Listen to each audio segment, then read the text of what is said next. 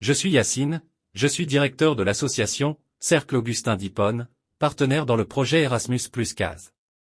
Aujourd'hui, je fais une interview avec Monique, une jeune entrepreneur dans le e-commerce, qui va nous parler de ses stratégies marketing et communication utiles pour gérer son entreprise et surmonter les obstacles.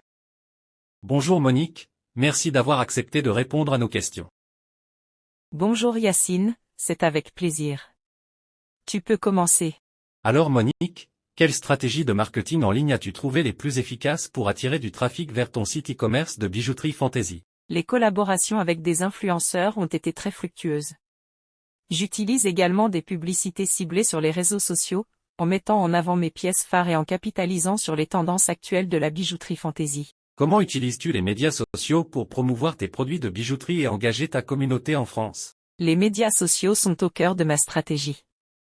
Je partage régulièrement du contenu visuel attrayant sur Instagram et Pinterest, en encourageant l'engagement avec ma communauté.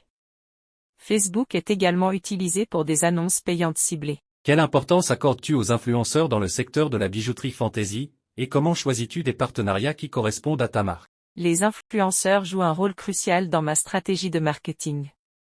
Je choisis des partenariats avec des influenceurs dont le style correspond à ma marque, et qui ont une audience engagée dans le domaine de la bijouterie et de la mode. Quels canaux de publicité payante trouves-tu les plus rentables pour promouvoir ton e-commerce de bijouterie fantasy en France? Google Ads et les publicités sur les réseaux sociaux, en particulier Instagram, ont été les plus rentables pour moi.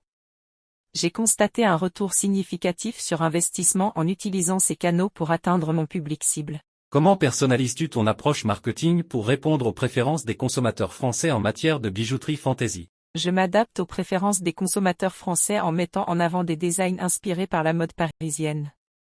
Les campagnes saisonnières sont également adaptées aux tendances locales. As-tu utilisé des promotions spéciales ou des événements saisonniers pour stimuler les ventes de bijoux?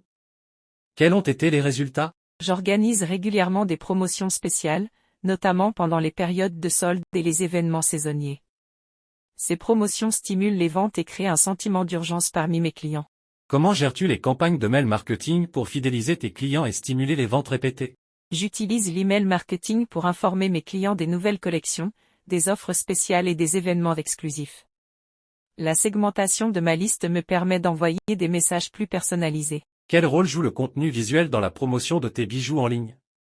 Comment crées-tu un contenu visuel attrayant pour votre audience française? Le contenu visuel est essentiel pour présenter mes bijoux de manière attrayante. Des photos de haute qualité sur mon site et mes réseaux sociaux contribuent à renforcer mon identité visuelle et à susciter l'intérêt des clients.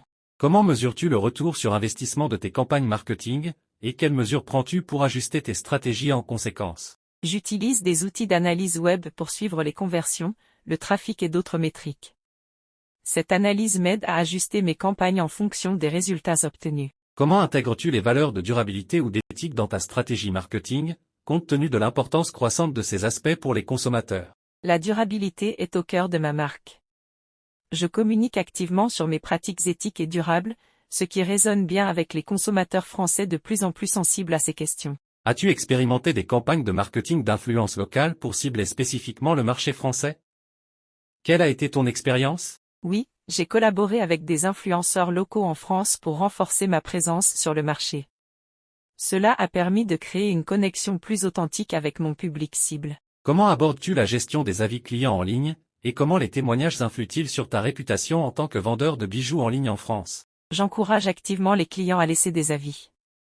Les retours positifs renforcent ma crédibilité, tandis que les problèmes signalés sont traités rapidement pour maintenir une réputation positive. Quelles sont tes stratégies pour optimiser la visibilité de ton site de bijouterie fantasy sur les moteurs de recherche en France?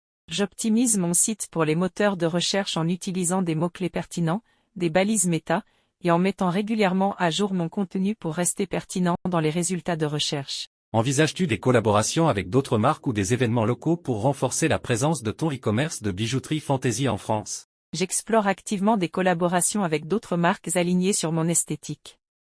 Participer à des événements locaux nous offre également des opportunités de visibilité et de réseautage. Quels conseils donnerais-tu à d'autres entrepreneurs de bijouterie fantasy en ligne en France en ce qui concerne le marketing et la communication? Concentrez-vous sur la qualité, comprenez votre public, soyez cohérent dans votre esthétique et communiquez de manière transparente.